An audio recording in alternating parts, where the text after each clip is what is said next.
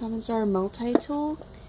Comes with a neat little gift box, nylon carrying sheath with a belt loop on the back and snap button front, and it also has a USB charging cable for charging the flashlight. As you can see, it has a flashlight. You push this neat little button and it lights right up.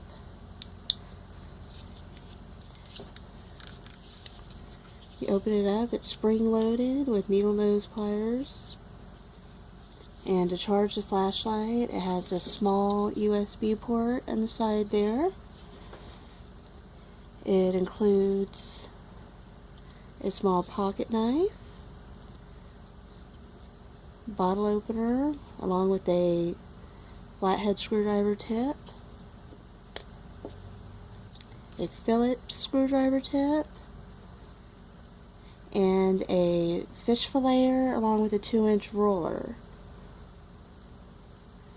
That's one side. The other side has a small saw, a can opener, another flathead screwdriver, and a file with a larger flathead tip in it as well. Each of these will lock into place and are easy to fold up still. Grip's good, very comfortable to use. It's real easy to have the flashlight on while you're working on something with the pliers. And that's the Comenzar Multitool.